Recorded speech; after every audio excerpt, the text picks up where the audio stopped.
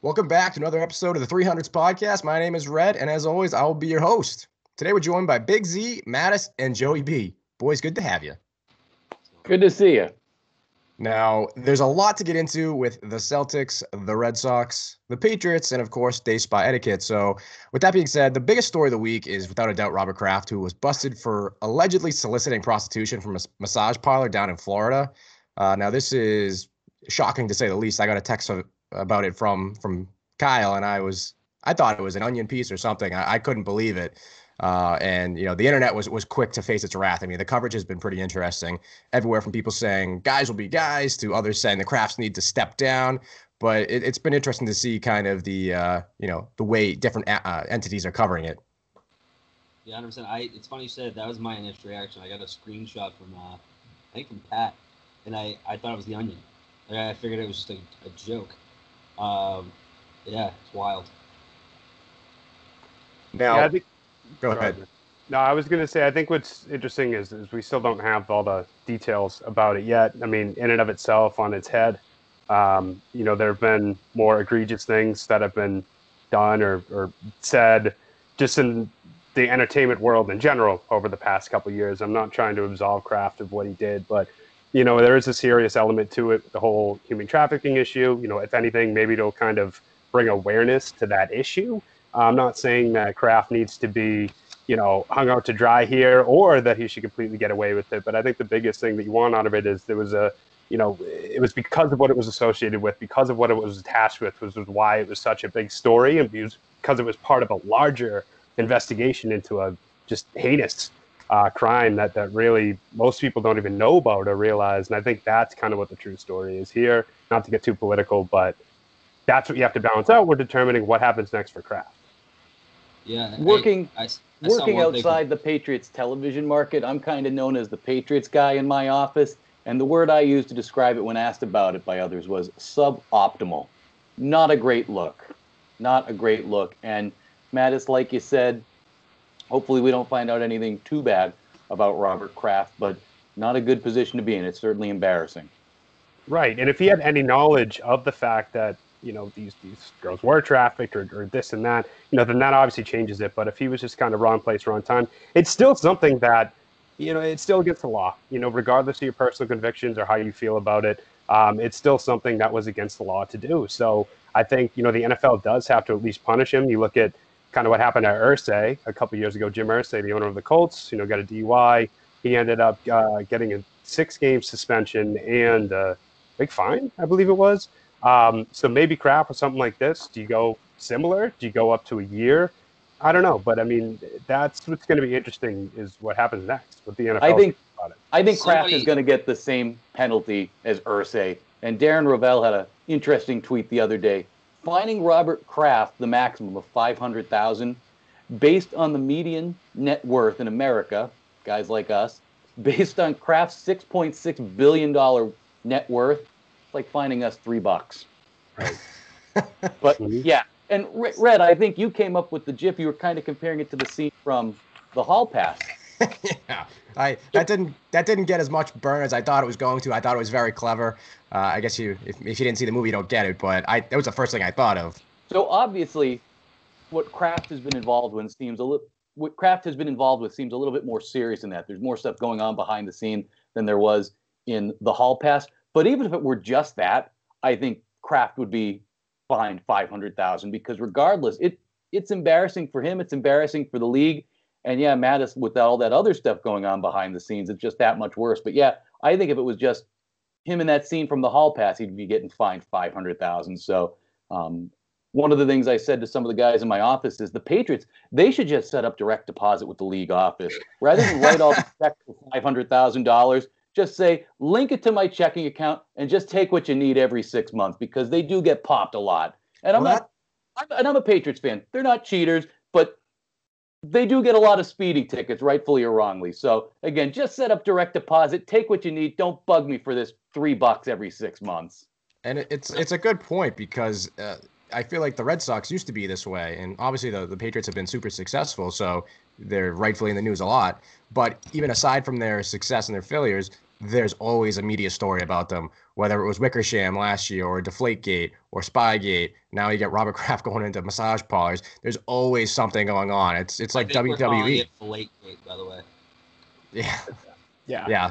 Well, I think when you go back to the whole timing is everything thing too, is the NFL is in a really difficult position because not just everything that's gone on with the NFL itself, with Ray Rice, Kareem Hunt, but as I said, the entertainment world kind of at large. But there are a lot of people right now that are very upset that Kareem Hunt has already signed a contract with a new team. Like that's kind of blowing a lot of people's minds. And yes, he could still get suspended, and it's certainly not over for Kareem Hunt, but the fact that he was able, after everything that happened, he lost his job, and not even, God, what is it, two months, maybe, if that? I'm not even sure. He's already on another roster and set to get another chance. So I think if the NFL does kind of poo-poo this, or liken it to something that Irsay did when, yes, drunk driving is bad, but I think that the implications of this, what it means on a global scale, they might have to do something here, and that's kind of what worries me about the whole thing. But I mean, it's actually someone tweeted out that there's really actually a limit that they can do. I mean, the guy owns the team, and if you look at the personal conduct policy as it relates to owners, I think that $500,000 fine and a suspension is all they can do. I think you're right. It's not a ton they can do. But there are boards. Unless they try and go full on Donald Sterling and get him to force make him sell the team for $1.5 billion. That'll show him. Yeah. Well, but I think what's going to happen is they're going to, someone else said that this might be the time where they finally quietly shift the team to Jonathan and kind of just get him. Was Jonathan behind this bust? Maybe, yeah, so there's obviously been a lot of if you're not watching the video, that's a joke for the record. It's just one big onion. Obviously, there's going to be tons of speculation over the next few weeks as more of this story comes out. So we don't want to, speculate too much on it. But one of the things I wanted to talk about was just the media coverage of the story itself.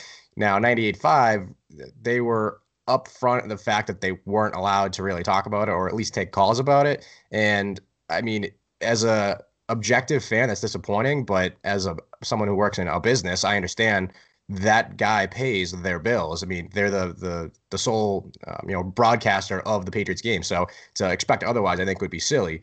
But on the other side of things, you had WEI basically peacocking, and they were talking about taking calls all day long, which was refreshing. It was one of the few times I'll switch back over and kind of listen to those guys. But for them to be peacocking about the fact that, we'll talk about this story, but the other guys across the street, they won't do it, is super disingenuous. Because if that was John Henry, they would probably just give everyone the day off, and they'd be playing Charlie Moore episodes over the airwaves all day long. So no, it'd be pro football talk. It'd be pro football talk, like when they took the day off for sensitivity training last year. It was NBC Sports for the day. Right, you're right. So I didn't expect 98.5 to really get into too much about what their basically their financier was getting into.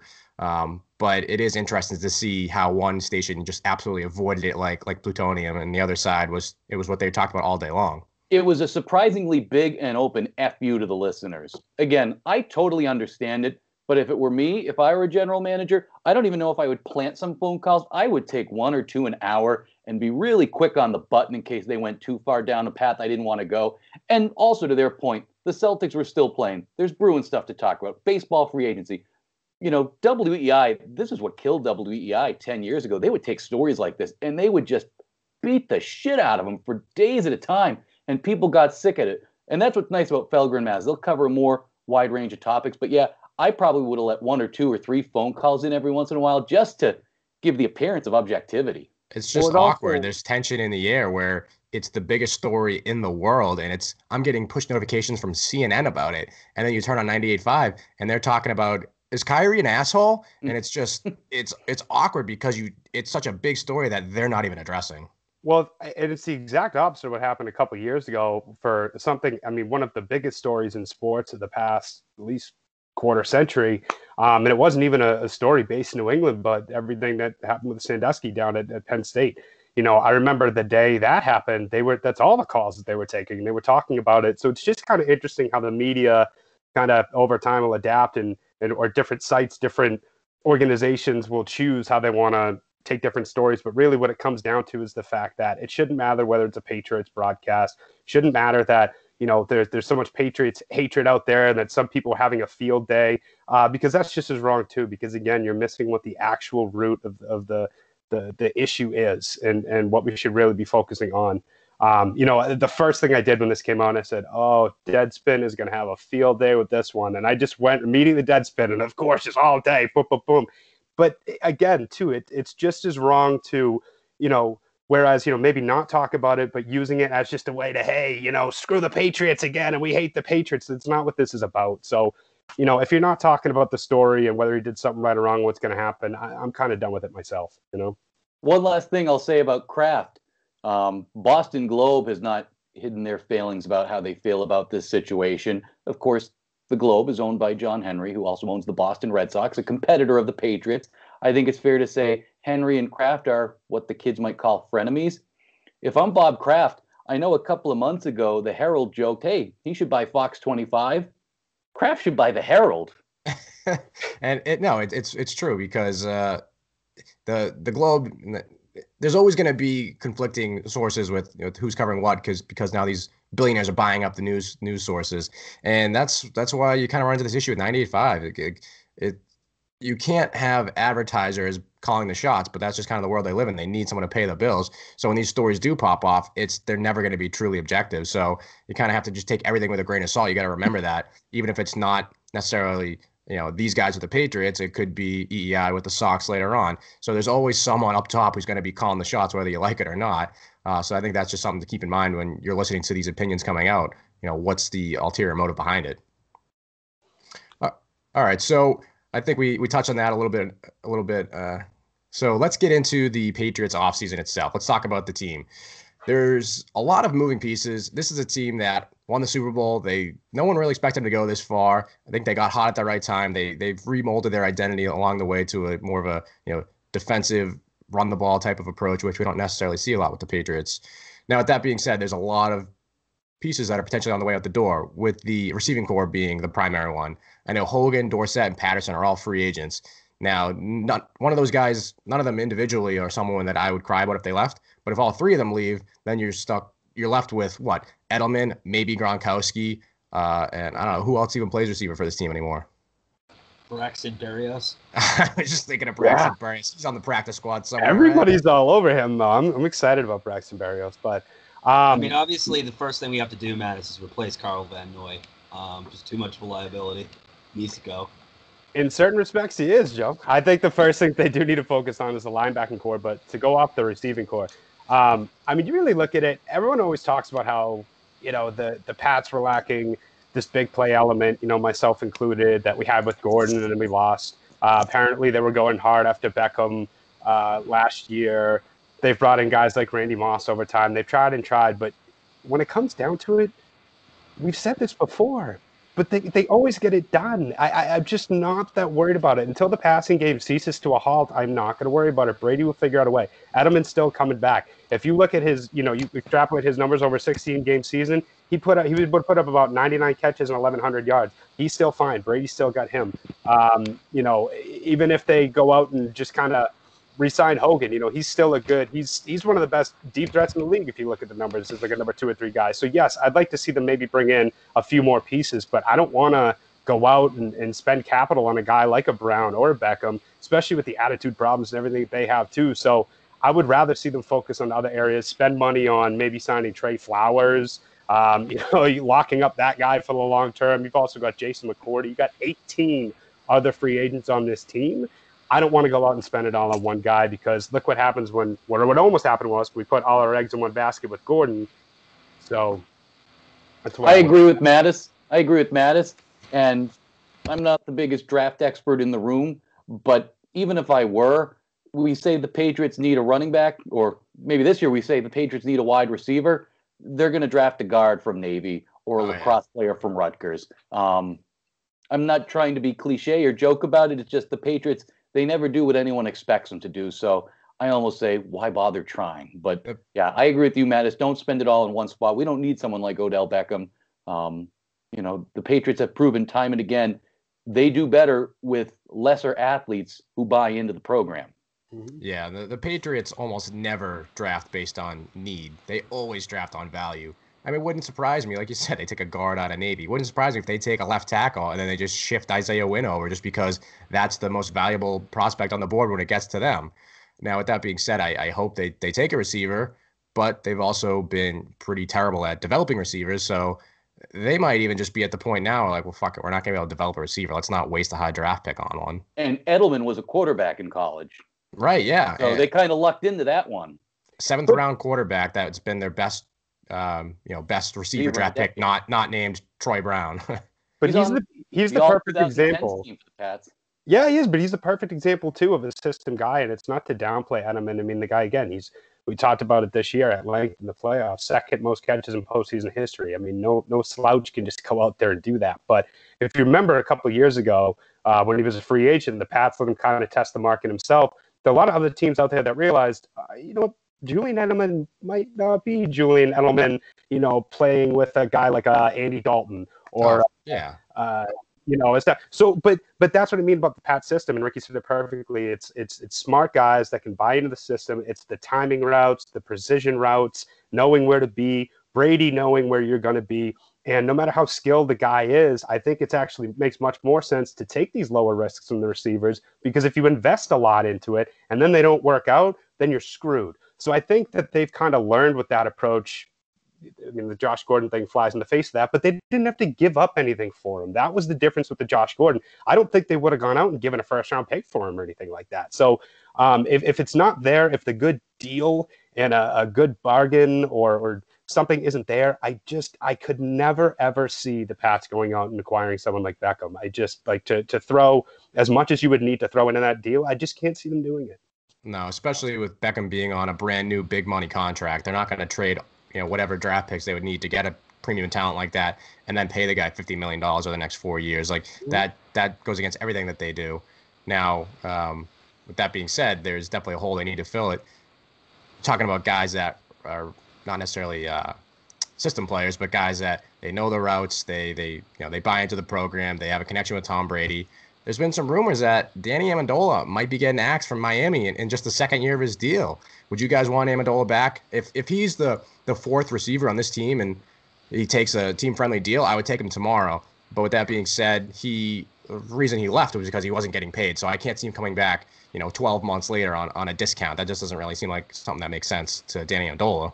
And he's also a perfect example of a guy that, signed for some money. And I think the Dolphins realized that without Tom Brady in that system, maybe he's not going to put up the numbers they expected. Looking at this list really quickly, in terms of finding a guy, the people I kind of think about is like a Brandon LaFell, who came in here and for a few years was a really good, steady, not spectacular possession receiver who just kind of complemented everything else we had going on. A guy that's now a free agent is Dez Bryant, who still has a little bit left in him in terms of just being a guy, reliable hands, reliable route running. Maybe he'd be someone we take a flyer on. I agree with one thing you said and then highly disagree with another thing you said. And it's kind of funny because two guys you mentioned, I've written pieces on both of them this year, but I'm glad you brought up LaFell. He's that exact type of guy that I'm talking about. A lower risk or lower tier free agent that comes in, just gets it, just clicks with Brady, and he was always in the right spots. And a lot of people want to say, oh, LaFell, he sucked at the end. And, that garbage game he had against the Jets with like 6 drops, which again was one game, guys. One game. He was pretty solid otherwise, especially that year against the Ravens in the playoffs. But if he didn't get hurt and he didn't have that foot injury, I think he could have had a pretty good run with Brady there for a couple of years. But a guy like Dez, I think, is the opposite of what we need. And it's not just the whole attitude thing. All wide receivers are divas nowadays. But Dez really isn't that possession-y type or precision route runner. He's the guy that kind of wins with his body in the end zone, which is what you need. And maybe if you lose Gronk, he'd be a good piece, But I would just rather see someone more like an Amendola, LaFell type than going after another Josh Gordon type.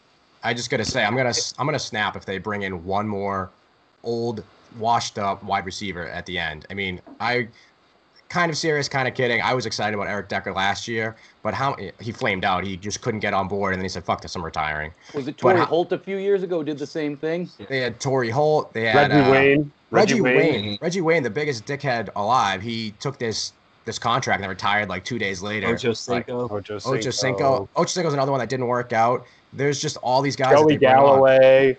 Joey I Galloway. mean, listen, we could go on and on. They do this all the time. I'm sick of it, Red. Like you said, it usually doesn't work out. It really doesn't. And, like they've had a good run with picking up some defensive guys at the end of their career and getting something out of them. They're very good at that. But when it comes to picking up receivers that are just kind of didn't make it, I'm done with that. It's crazy though, because if you look at it, they can't draft top receivers. I mean, I was a big Chad Jackson fan because he was uncoverable in Madden 2006 for me. But all the good receivers that they've had, aside from Randy Moss, they've all just been kind of lucky. Like not, luck's not necessarily the right word, but Edelman was, a 7th-round quarterback, and he's been their best receiver the last decade. Brady covers up a lot of holes. Yeah, and Amendola's been great, but he was a guy that had tons of injury concerns, and they paid big money for him. So did they get everything out of him? I mean, I guess when you get the playoffs involved, yeah. But other than that, they've had so many misses over the years. Kembrell Tompkins, probably the best receiver that they drafted, aside from Edelman in the last decade, was probably Malcolm Mitchell, and he just can't get healthy. Like he was exciting to watch the first year, and he just can't get healthy. Red, you stole my thunder with Kembrell Tompkins. I just want to ask you guys this. Think about this. Thinking back to the old Super Bowl championships and thinking back to even this year with the weak receiving game, name the receivers back in some of those old Super Bowls besides Troy Brown. Guys like David Patton, David Givens. I mean, Deion Branch was pretty decent, but again, these guys weren't superstars. They weren't Jermaine Wiggins, yes, of course, Christian Fourier, Cherry. But this was Danny Graham. So what I'm saying is he never really had superstars. Yes, he had Randy Moss. Yes, I understand they brought in some pieces every now and then, but Brady has never needed a superstar set of receivers. He'll have one or two. Gronk, yes, was a superstar at one time. Edelman's great, and Randy Moss. But if you think about it, he does not need these superstar receivers. He never has. No, 100%. And I'm not going to harp on it too much because I definitely see your concerns, Mattis. But I think his own decline has really might motivate a guy like Dez Bryant to try and give it one more shot and be a little more humble. But a couple more guys on this list. Bryant's going to have torn Achilles. Adam Humphries, who had 800 yards last year, and Dontrell Inman from the Colts had a number of good games for Andrew Luck. So there are those guys out there that we've heard of before, and the kind of guys again that you've been saying that when the Pats signed them, we go, oh, all right, and they might be able to do something for us. So with that being said, we got the draft coming up in a couple of weeks or a few weeks, and there's a lot of needs on this team. I think a lot will be kind of decided before then. We'll take a look at who might be in the door, who might be out the door. As much as we want them to draft a receiver, I probably don't really see it. At least no one high up. With Tom Brady another year older, do you think they take another QB this year early? I know they took Danny Etling last year, but that was in the 7th round. And as handsome as he is, I don't know if that guy's going to be the answer. Do we even start the Kyler Murray hype train that I know, Joe, you've been pushing? I've been jokingly pushing. I don't want any part. All aboard the train. But yeah, do you guys think the Patriots are going to get into it this year? Because Brady, I think this is the last year of his contract coming up until they do an extension with him. So they'll definitely do that. But again, we talk about the Max Kellerman cliff. But with that being said, every year goes by, you do get a year closer. So I would rather they draft a quarterback a year too early than a year too late. I mean, the chances that Brady plays another 4 years and you have to go through the Jimmy Garoppolo thing again when he's 45 or 46, that seems unlikely. I don't know. What do you guys think?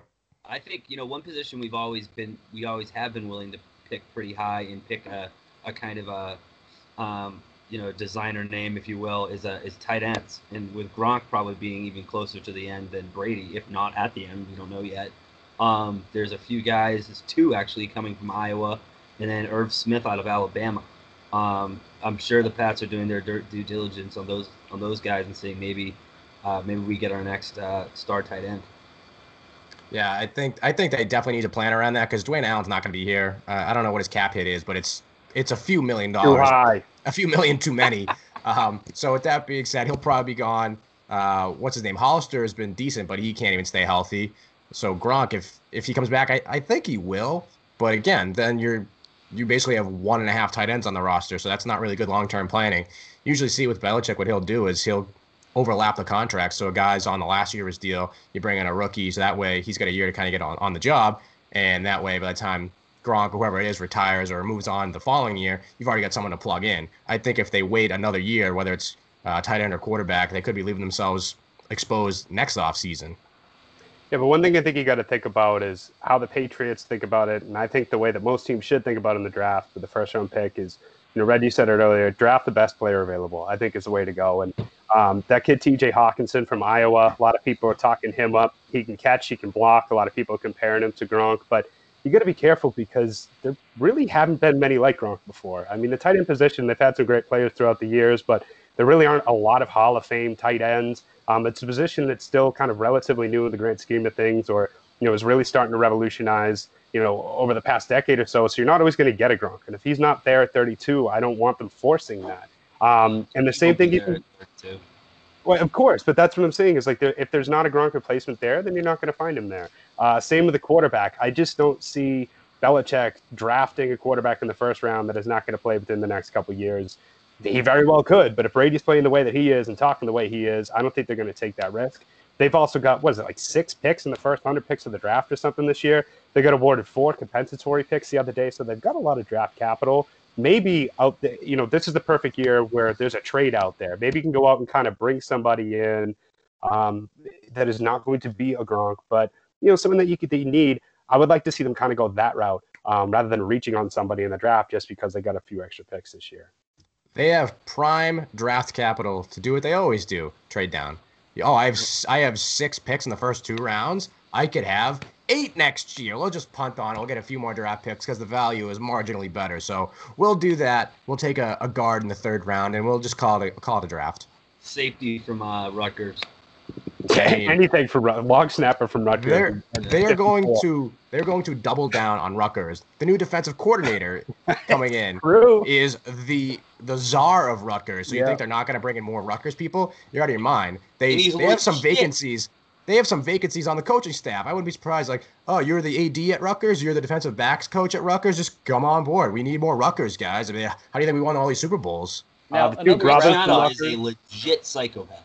Another draft thought. Are they going to bring in somebody to challenge the kicker this year? Because I think the kicker's contract is up as well, and I don't think they're going to put him on a franchise deal for a year. So we talked about it. I am Mr. Fire the coach. I am Mr. Fire the kicker. Let's get a new guy in here. Normally I would agree with you because I know we were talking about it on the live podcast, the Super Bowl preview. Just saying, well, we know Gostkowski's going to miss one, and he did, and it almost fucked them. I mean, it was a very low-scoring game. It could have easily cost them the game. But with that being said, you look around the league, there's not a lot of good kickers that are just sitting out there. It's like they seem like they all kind of suck. So I'm not in really any rush to get rid of him. But with that being said, I'm not going to make him the highest-paid kicker in the league if he's looking for that kind of contract. But Red, that was the 3rd Super Bowl in a row he missed a kick to. But no, I just had to get that out. No, but Gostkowski, when it comes down to it, you look at the kickers in the league. Me and one of my best friends, we have a joke, that we're going to open up a kicking academy because that's where the money's been made. There are just no good kickers anymore. There really are not. Like you watch a college game, it's horrible. I mean, they have banana legging all over the place. There's at least 5 missed field goals in every college football game. Roberto Aguayo was supposed to be the best kicker in the country, and he's just a mental case. He can't even make it on a roster. This is what it means. So if you want to bring in some competition, fine. But I mean, you've got one of the best kickers in the league. As much as I give Gostkowski crap, I mean, there is just shit out there for kickers right now. Getting back to your kicking academy, I was looking at this after Goose Island had their contest to see who could kick a 43-yard field goal in the street in front of Goose Island. No one made it. No one even came close. But I would have done. They lucked out. It was shitty weather. I agree. I found online for $130 one of the old school square toe kicking shoes. Let's bring back the straight on kickers. Bring something, right? Because it's terrible. I mean, that's bad form. That's bad like kicking with a dress shoe. That's like a steel toe Timberland boot. To get back to it, I don't think he's going anywhere. I don't think we let him go. They'll probably franchise him. But here's the biggest thing in the offseason I just want to say. I mean, and it's any Pats fan knows it, or anyone that's read the 300s knows it. But the offseason starts with Trey Flowers. I'm sorry, that's offseason priority numero uno. No questions asked. Yes, I know people want to talk about Trent Brown and how great the offensive line was, but the offensive line was amazing. Individually, Trent Brown had a good year. he wasn't the superstar that everyone would maybe think he was as part of that great unit. And my prediction is that Trent Brown actually goes down to Houston. They pay bank because they really need a lot of help for Deshaun. But Trey Flowers, that's it. You got to sign him. I don't want to franchise him. I want to sign this guy long term. He might be the most underappreciated defender in the NFL, and everything rests on him this offseason. So I agree with you.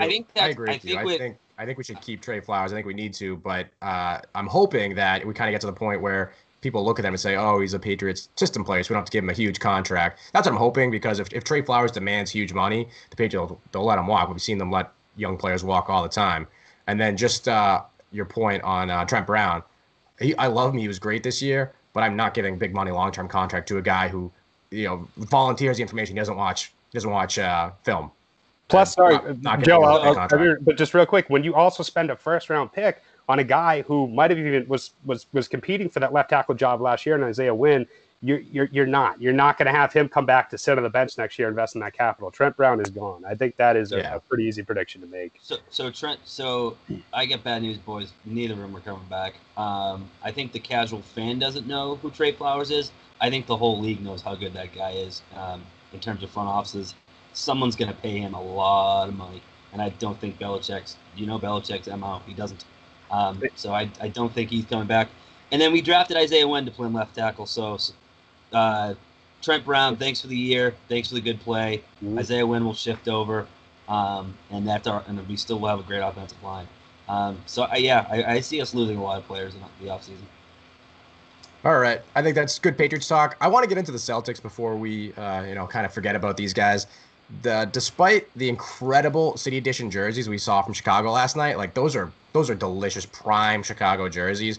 Besides that, Chicago Bulls, they're not a good team. 16-44, and the C's got worked by them last night. What the fuck is going on with this team? I don't know, man. I really don't know, and it sounds like a cop-out, but it's just this is the most inconsistent, frustrating team any of my beloved sports teams that I've watched in the past couple of years. I mean, you got the Celtics team who was supposed to be this, runaway number one seed. Oh, we almost got to the finals last year without Kyrie and Hayward, and now they're both back. Right now, they are in 5th place. They are a game behind Philly. They are 3 games behind Indiana. Okay, they're behind the Indiana Pacers. Without Victor Oladipo, they are still somehow in 3rd. You are 8.5 behind the Bucks. I don't understand it. They played down to their competition. They've lost 4 out of their last 6. They'll rip off 8 in a row. Then they'll go 4 out of their last 6. Then, last night against Chicago, they're not even a good rebounding team. You're out rebounded 49-32. They're statistically an even worse team than you. They play down to their competition, and it is driving me insane. Yeah, the rebounding thing, I feel like rebounding's been an off and on issue for us for I don't know how many years, and Danny Ainge refuses to get a rebounder on the floor. It's just something he refuses to do. That's what Aaron Baines is. I mean, he's been out. He's been hurt. Aaron Baines has been their rebounding guy. He's been their tough defensive stalwart. I know we kind of hoped that Robert Williams, the Time Lord, would come in and take that role over. And he's incredible rebounding the ball, blocking the ball. But in terms of being an offensive threat, he's not there yet. So I know that's why he hasn't gotten a lot of burn recently. Well, their 2 best rebounders recently have been Tatum and Horford. It's not even a question. I mean, Tatum's put up 3 games of 10 boards recently. You got Horford putting up 14 boards last week and then 17 boards the next game. But then last night he gets 2 rebounds in 30 minutes against Chicago. This is what I mean with the inconsistency. Yeah. Jason Tatum, again, like I said, he's been great. He gets 1 last night against Chicago. I don't get it. I don't know if it's the whole too many cooks in the kitchen and guys still don't know their role. But another one, too, even points-wise, you look at a guy like Hayward. He's got 3 games at 18-plus points in his past, couple games, and he sandwiched that between a 4 and a 5-point effort. What is this team? Yeah, they're all consistently inconsistent. Horford has been known to kind of be like that. I mean, sometimes he plays incredible, other times he's awful, and that's just kind of how he's been, hit or miss. Hayward, I give a little bit of a break to, just because he might wake up one morning and his ankle is just fucked, so there's not really a whole lot you can do about that as he's still recovering. And then with guys like Kyrie, he's mercurial to say the least. And then you got the young guys who it's not necessarily surprising if they're inconsistent, just because they're still trying to figure out what their role is and who to defer to, and just being inconsistent as a young guy is not uncommon. But all those factors getting thrown in together, that's not a good concoction. That's a lot of inconsistencies going up and down. And the thing I worry about is them, and even Kyrie was kind of talking about this, alluding to it in his post-game interview, just saying, yeah, well, this didn't really matter. It's not the playoffs. So I see a lot of guys are probably just looking at games like this, and I would be embarrassed if I was them to lose to a team that's got fucking 16 wins on the year. But it seems like a lot of them. It seems like a lot of the guys in the Celtics right now are just kind of thinking, oh, well, they're not that good. We can take a night off. Doesn't really matter. We'll save our energy for the playoffs because that's when it really matters. Except if you're a 5th or 6th seed going into the playoffs, it makes your life a whole lot more difficult than it needs to be. That's the whole league, though, waiting for the playoffs. It's a playoffs-oriented league. LeBron has activated his playoff push now. Oh, he's an asshole. The Lakers are in 10th. LeBron to the Lakers is starting to look an awful lot like MJ to the Wizards back in the day. Yeah, I think LeBron, he knew this. I mean, that team was not good. It didn't have a good roster. I think he was probably hoping that, someone like Paul George might join him, or maybe he could force Kawhi to come join him. But that team was not going to be good. I think this is just a long-term move. Like, we'll get into it a little bit later, but his secondary goal is winning in Los Angeles. His first goal is, making Space Jam 2. Yeah, he'll leave less of a carbon footprint when he wants to film Space Jam this summer. Yeah, and the fact that he's tweeting #activated, that just pisses me off as a fan. It's like, I know you don't necessarily go all out in January in a meaningless Tuesday night game, but to just basically acknowledge, I don't really try half the year, but now I'm going to try because it's getting towards the end of the season. Like, fuck you, dude. That's the problem with the NBA right now, is it's not a league. Nobody's living in the moment. Everybody is thinking toward the future, whether it's the playoffs, whether it's next season.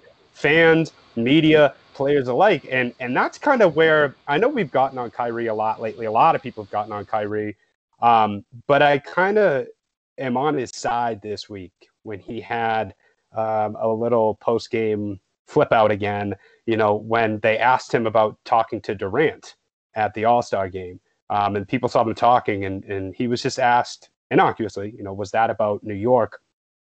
And Kyrie flipped, and he's like, why it wasn't about New York? Why you guys always got to bring this up? And I was just talking to somebody, and he very well could have just been talking to Kevin Durant about, like, hey, I like the new move you pulled the other night. I have no idea, but this is what I mean, is everyone making it such a big thing, and it's almost not even fun to watch the regular season in the NBA anymore. But this is where I'm starting to get on Kyrie. Like, most of the year, I've kind of just let him do his thing because whatever, he's an odd dude. He wants to talk at length about the earth being flat, whether it's a joke or not. He wants to be the smartest guy in the room. That's fine. And even with him saying in the beginning of the year that, I plan to resign, and then he kind of waffles a little bit. Fine. I mean, I don't know where I'm going to be playing next year or where I'm working next year. So it's like, I don't hold the guy to that. But when you start getting into these situations where reporters asking him about a story that he basically made himself and he flips out about it, it just shows immaturity. It could so easily be diffused with him just saying, oh, yeah, no, he's a buddy of mine. We're just talking about, the game, or we were just talking about something else. It's not really a big deal. But he freaks out. And people that usually do that are either hiding something or they don't want to talk about it because they know that something. And it could be so easily avoided. And he just makes these media storms, and he gets pissed off when the media asks him about these things. I would agree with you. I agree with you and I don't, because I completely understand you're right. He could have handled it much better. And I mean, Kyrie, even like when he just had to tell us that he called LeBron, it's like, what do you do and why? What's the point? But at the same time, it is getting to a point where even as a fan, like I said, I'm annoyed. I'm like, why can't we talk about the games that have gone on this week and not what the Knicks could look like next year? I don't care what the Knicks could look like next year. We still have a whole entire month and a half left, and about a month and a half of playoffs afterwards. So I think it was just a bunch of frustration. A lot of players in the league are probably feeling it right now. So I just can't get him on him this much, because there was literally no indication it was about New York. Like, nothing. It was just the media just going, ooh, do I have a juicy coat? When you talk about New York, give me something. Please, please, please, please, please. So I get him being like, dude, back off. And I understand that. Yeah, if he's going to be complaining about the media and asking him too many tough questions when they're really fucking softballs, if he's going to be complaining about that now, go to New York, dude. You think it's going to be any easier? It'll be 10 times worse. You'll have guys knocking on your fucking front door, and they'll have sassy New York Post headlines about you every other night. So he will not last in New York City. He will get killed out there. Yeah. Now, all right, let's transition. We got spring training, and Red Sox are back, and I feel like for a defending World Series team, there's been no buzz. And obviously, the Patriots won the Super Bowl as well, so that's where a lot of our focus has been. And then all the Kyrie talk, and then a whole lot of stories going on. But there's not really a whole lot of buzz about this Red Sox team, which is a little odd, kind of going in, especially for a team with some holes. It's been the same the last couple of years. No buzz really at this time of year. They signed J.D. Martinez right around this time last year, and it didn't give them much of a bump early on. And it's funny because we can kind of get into the economics of baseball and how free agents are waiting longer and longer to sign. We saw it last year with JD Martinez. He still got whatever $100 million, but he didn't get the giant contract that he did want. And you're seeing it now. Manny Machado just signed. As of this recording, Bryce Harper is still a free agent, and it's hilarious because you see guys like Justin Verlander saying the system's broken, this is not right. Whereas, just again, thinking of someone who works in a business. They've seen these contracts. Name the last 10-year contract that turned out well. None of them do. So these owners are finally wising up. Whether you want to call it collusion or just smart business, why should I give you a 10-year, $300 million contract? Especially, Matt, just to your point in our last podcast, Bryce Harper doesn't have a super strong track record. He's got a lot of potential, but I'm not paying $300 million for potential. Well, and it's exactly it. Like, and I'm sorry, the fact that Craig Kimbrell thinks he's got to get $100 million is laughable. And the fact that he's still apparently holding out and is talking about maybe sitting out the season is ridiculous. Go for it. JD Martinez is he came out today and he said, quote, that I knew it was when he was asked about the Manny Machado contract and when he thought about it, he said, I knew it was, why wasn't I? They got away with it last year. Why wouldn't they do it again? What's going to happen? Nothing. It's embarrassing for baseball. It really is. So JD Martinez is sitting here and complaining about it. And I'm kind of more on the side with you, Red, where these owners are kind of smartening up. Yes, relative to what they make in a year, this is chump change. And I think the players do deserve it. But I think guys in the NFL have much more of a claim than guys in baseball do, because you still get your guaranteed money. Look at the Mets have Bobby Bonilla every year. They're still paying this guy every year. If you're in the NFL, I was completely on Lev Bell's side. I loved what he did this year. He sat out the whole season. That is good for you, sir. I mean, that is something no one else has ever done. And in that league, there's a good point. But in baseball, I mean, Manny Machado getting $300 million. I'm sorry. He's a good player, but that is insane to me. Now, it's kind of awkward for us as fans because we're siding with the billionaires over the millionaires. But, Red, I think you're exactly right. I don't think there's collusion any more than there's just guys getting sick of pissing away hundreds of millions of dollars. MajorLeagueBaseball.com just ran a story with the 7 largest contracts of all time, and none of these guys finish it in one spot. So this is what I'll say to Manny Machado, or this is what I'll say about Manny Machado's deal. Do any of us expect him to be playing for the Padres in the 10th season of that contract? No. And I'm not saying, is he going to be 30 and 100 that year? Do you even expect him to be playing for the Padres that year? No. The Padres will be paying him to be playing somewhere else at that point.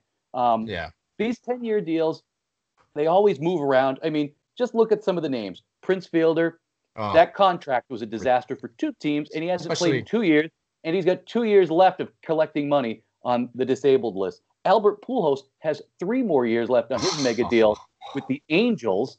Remember a couple years ago, Carl Crawford? What about Jason Worth? Just as bad. Adrian Gonzalez. Barry Zito, is he on there? Is Barry Zito on there? Remember the Barry Zito contract? That worked out well, too. I mean, that's more to pitch it. So more of I don't think there's collusion. I think these owners are looking around saying, hey, we're done pissing away this money. And I have said this on this podcast before about the economics of baseball. Look at the Minnesota Twins, a team that never goes out and signs free agents. Oakland Athletics, too. I know Zito signed that deal across the bay.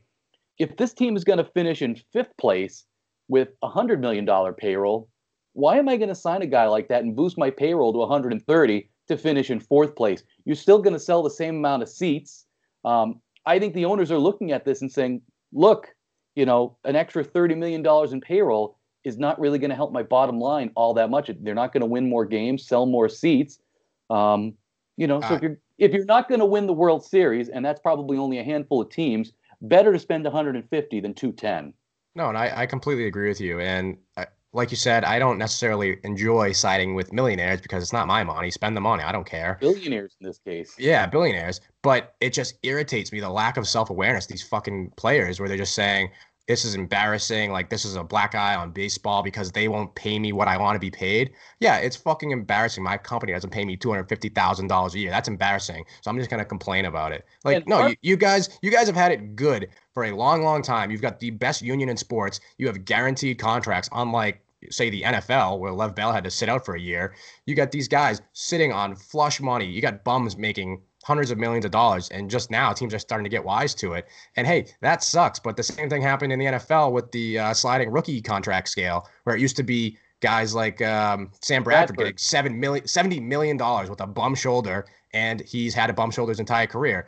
And then just a year later, Cam Newton kind of got screwed comparatively. So tough shit, guys. I'm sorry no one's giving out $300 million contracts, but welcome to a slightly closer version of real life. Well, yeah, and Bryce Harper, it's too bad he didn't, for his sake, that he didn't come around a few years earlier. Maybe it was the recession that started to change some of these things 10 years ago. But yeah. Harper has played 7 years. He has had one great season, a couple of good ones. I think he's about a career 280 hitter. You want $400 million? So it's not like Bryce Harper is getting offered 3 years, $30 million.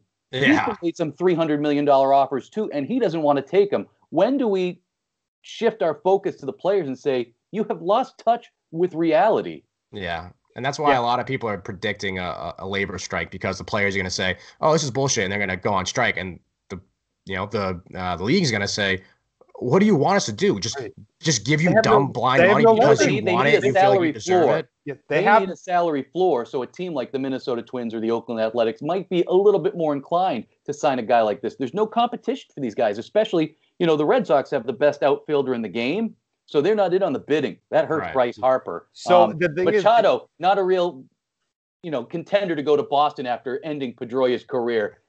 Again, when the Red Sox are not in on the bidding, that's bad news if you're a free agent. And the Yankees, too, because George Steinbrenner's not walking through that door. George Steinbrenner was the last guy that would borderline take a loss financially to win. These guys, it's a business. That Steinbrenner would do that. I have 3 outfilders that could potentially win MVP. Fuck it, I'll add a 4th. One of you guys will DH. I don't care. I'll pay $30 million for a 36-year-old Gary Sheffield. Sure, that's a great idea.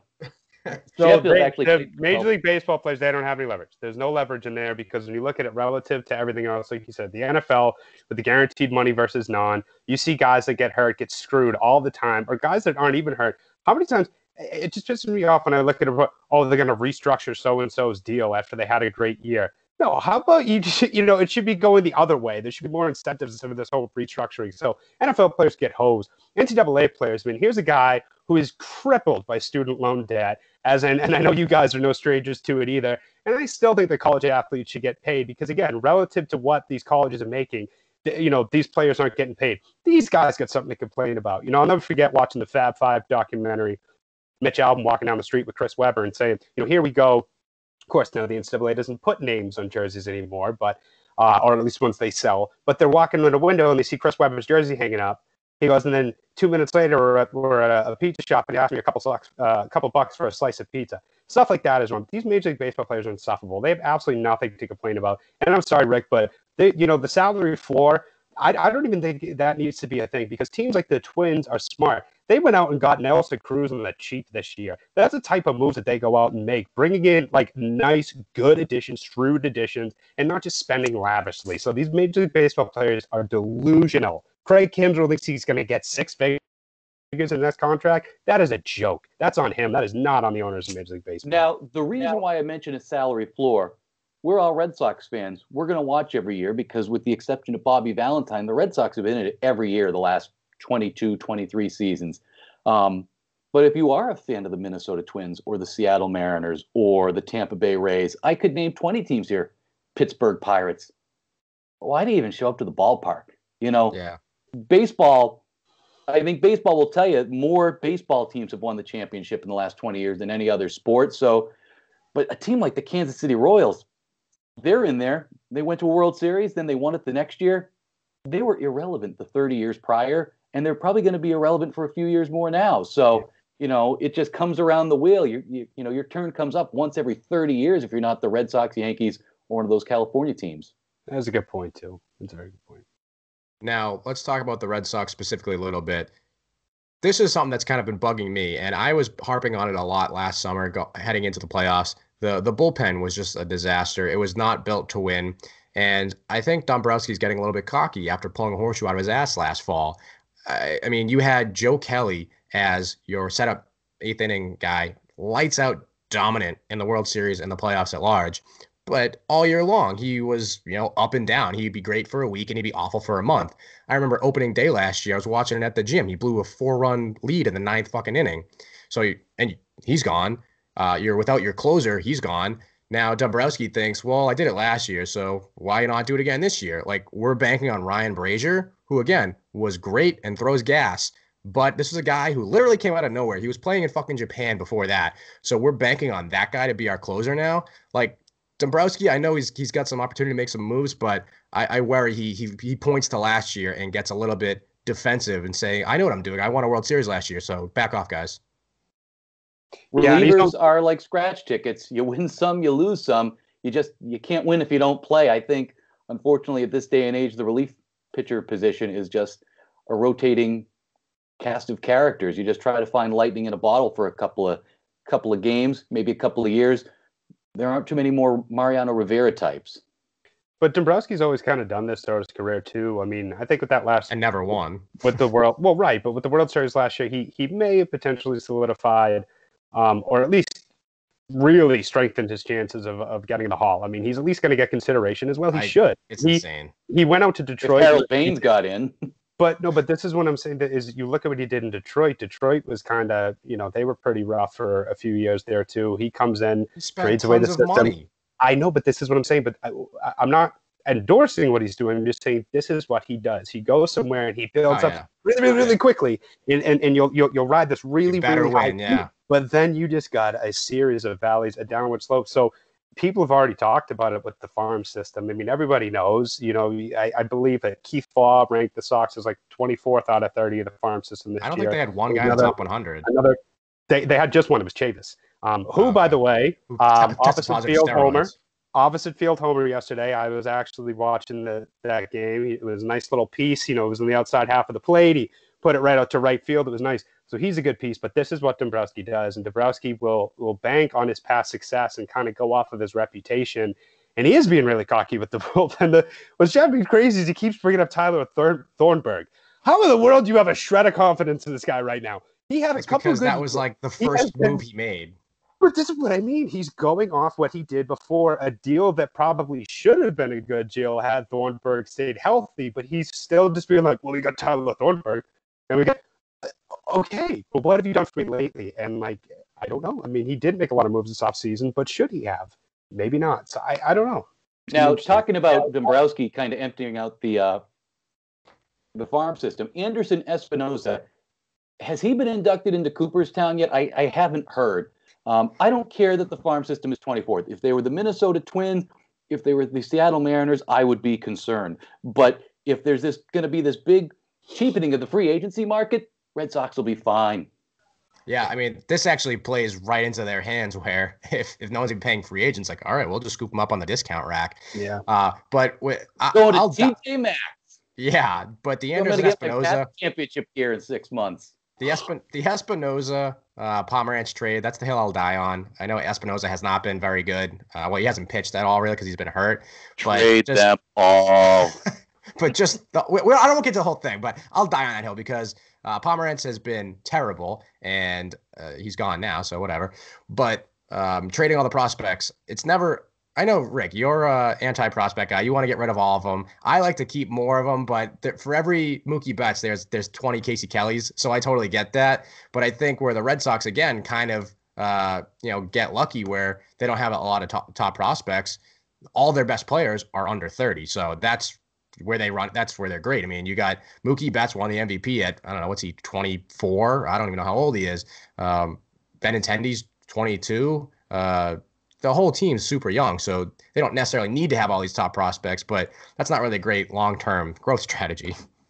Now, if they didn't have guys like Mookie Betts, right? I mean, if they didn't have guys like Mookie Betts, who, I mean, I do think they're going to re-sign. Bogarts, who knows? It's probably going to be tough to sign both of them, and plus you got Sale coming up and everything too. But I mean, the thing that almost one of my biggest things I'm focusing on for spring training this year is kind of the rotation. That's kind of the stuff that scares me a little bit, because especially when you look at guys like Sale, who had his injury problems last year, Price, who I think he finally overcame his demons, but, Porcello had a Cy Young, season 2 years ago. Past 2 years, really not so great. Uvalde came over and he was great in spots, but he's been up and down throughout his career. Eddie Rodriguez apparently looks incredible so far, but there's not, if God forbid these two guys go down, there's not a whole lot in the well or a lot to bring up from the minors. So that's the type of stuff that worries me about it a little bit. Yeah, well, but that's what I mean. I don't know who Smith was yesterday. I'll be honest, I don't even know his first name. That kid got rocked when he first came on. Yes, it was the first spring training game. It was the first game. I get it, but there is not a lot of depth. Stephen Wright's coming back. You just named 5 guys. You just named their 5 guys. How many teams can you even name their 5-man rotation at this point? And the Red Sox rotation includes 2 former Cy Young Award winners, another guy in Sale who hasn't won one yet, and depending on his durability going forward, is very well in the in contention for a Cy Young Award. So I mean, how many? And Nate Eovaldi can throw heat. The 7-inning reliever in the World Series last year. How many teams have 5 guys that you could name at this point who you could all expect reasonably to go 7 innings, 3 earned runs or less? They've got 5 guys that could give them a quality start every time out. And we know that, they're not going to get 162 starts out of that starting rotation, but nobody does anymore. That's where you plug and play the guys from Pawtucket, soon to be Worcester, in, those games. You bring up a guy from Pawtucket when you've won 4 in a row and it's Sunday afternoon and you're just punting before you go out on the road. I think you guys are missing the Red Sox secret weapon. They're supposed to finally get Stephen Wright back, the knuckleballer. And I say that half serious, half kidding, but I almost threw up when I heard Dombrowski say, yeah, we'll consider Wright as the closer. Sure, as the closer. Oh, my God. Yeah, that's what I want, a knuckleballer as my closer. Get the fuck out of here. My favorite Pete Abe line of all time is when Francona put Wakefield in the bullpen in 2011 and said, no, he's still a starter. He's just going to go to the bullpen for now. And Pete Abe says, I was waiting for George Costanza to pop out of the corner and say, it's not you, it's me. But Wakefield did it. And, if this guy is a bum knee, I don't think, he should not be the closer for 6 months. But you want to bring him in to close out games in May and June while you're trying to figure other stuff out? If he can pitch, you could do worse. Again, my word of the day is suboptimal, but this is going to be hilarious. I'm going to be, 6 beers deep in like an early May game where they throw at Stephen Wright and he gives up fucking a grand slam to a 40-mile-an-hour knuckleballer, and I'm just going to throw my beer at the TV. Well, this guy's had pretty good runs. Like, I mean, he was an all-star that one year. Like but 3 years ago. There's a lot to be said. There's a lot to be said about, keeping hitters off balance. And I think that having someone like that in the bullpen is great and in those certain spots, but not as a closer. Dude, I'm getting nauseous thinking about him, limping out of the bullpen to throw 50-mile-per-hour softballs. Back to the future with the Red Sox. It's Tim Wakefield 2.0. As long as we still have him to use as a pinch runner, because that worked out so well the last time. Fucking wreck that guy's career. As long as he's not a fucking closer or a pinch runner, I think that Stephen Wright's a pretty decent piece to have. That's why I am firmly in favor of the universal designated hitter. I am too, Rick. I'm sick of seeing pitchers, but I will not watch an NL game. I just, especially if I see who's coming up now. I'm like, this is done. All the purists will tell you that the double switch is like a chess match. Well, how many chess matches have you watched? The only argument that I can, put in favor of not having the DH was just the pure joy I got out of John Farrell not understanding the rules and fucking up a double switch, and him just trying to come out and argue, and they told him you can't do that, and you just see him on the bench going, "Oh, fuck." To quote Ari Gold, there was a time when there was no sound in movies. I don't need to see the pitcher hit anymore. Just go to Pepperoni U. Good point. It's a good point. All right. Anything else we want to touch on? We're kind of getting close to an hour here. Probably close to wrap it up. Any closing thoughts, boys? I would just say I'm excited for the Pats offseason. I know that was definitely not the best news on Friday. Hopefully we find out that it really is just a matter of wrong place, wrong time. Completely resolving what he did, but could have been a lot worse. Hopefully it's not a lot worse. We got a lot to talk about the next couple of months with them, so definitely stay tuned. We'll get you covered there. The Celtics team, I don't even know. I have no idea. Just putting my hands up now and going, I think I'm just waiting off because this regular season, I can't even tell you what it is. By the way, here's a nice little interesting tidbit for you, too. The Celtics' upcoming schedule, Toronto, Portland, Washington, Houston, Golden State, Sacramento, both LA teams, and Sacramento again. So it is not going to get easier for them. The Sox, we're through 2 games. They're 2-0 in spring training, which doesn't mean shit, but hey, it's something. And that's kind of where my head's at. It's a tough time of year. It's still cold out. It's still snowy where I am. I want to just make sure that I'm not in a parka when the 300s goes to Vegas, when I'm at the pool. Yeah, Vegas in a month, boys. It's tough to stay active in this weather. But one thing I am looking forward to in this kind of slow season of sports is the NCAA basketball tournament and the hockey tournament too. So college hoops, college hockey heating up. So that's kind of what I'll be focusing on, at least through St. Patrick's Day, and then turning our attention to baseball after Vegas. But yeah, got to get back on the horse. I don't want to be wearing a parka at the pool. Yeah, so just to touch on that, one, college hockey, if Quinnipiac turns it on this year, this could be I go to Buffalo twice in 1 year. I don't recommend going to Buffalo, but if my alma mater gets to the national championship game, I might have to. But with that being said, we touched on Vegas. I promise you, we will do some type of content from Vegas. I don't know what it is. Oh. Well, we're just going to miss the AAF championship game. Shit, really? A couple of weeks later. Oh, hey, by the way, guys, just really quick on the AAF. Just want to kind of check back in on the AAF. They're doing super swell. Go in and check about look at those pictures of the big crowds. When I just said pump the brakes after week 1 and got absolutely eviscerated on Reddit, I would love to see what those little fellas are thinking now. But yeah, the AAF is just, I'm glad. AAF Reddit came out in droves to attack Mattis for daring to say he's not watching the experimental fall football league, or the fuck they're calling it. Don't tell me you care about the AAF because you don't. Nobody does. Just stop. What I'm about to say is not the first rule of business, but it's probably somewhere in the book of business, maybe one of the first dozen or 2 dozen rules. Under promise and over deliver. They have over promised, and they might not even be able to deliver by the end of the season. So they're in a tough spot. Rick, they couldn't make payroll in week 2 unless an NHL owner came in and gave them billions of dollars. What does that tell you? That is the so Orlando Apollos are practicing in Georgia for insurance reasons. This league. We're talking about business school, being able to fund your business past the first week. I think that's day 1 shit. And for them to already have these issues, have to get an outside investor in week 2 is hilarious, especially with all of the case studies available to them of leagues that have fucked up because of lack of funding or whatever, whether it's the USFL or the XFL or the NFL Euro or the XFXL or the Arena Football League or the United Football League. There's tons of them. So to them to almost go out of business in week 2 is fucking hysterical. This is starting to look like a business plan from Ryan Howard in The Office from that business school. Michael Scott, motivational speaker. That's perfect. That came up with this plan. And here's the thing, too. Again, the XFL's coming back. So now you're going to have another contract. Oh, yeah. It's just stupid. And I'm sorry, it comes to a point where as much as I love football, I mean, there are very few people on the planet Earth who love football more than I do. But I just don't need games all year long. There's got to be that little bit, hey, absence makes the heart grow fonder. Like, I don't need a spring league. I don't need it. That's why I'm curious to have someone tell me, because I haven't looked it up. I'm curious to see the ratings based on market, because I don't think national ratings are ever going to be great, especially with a market like New England.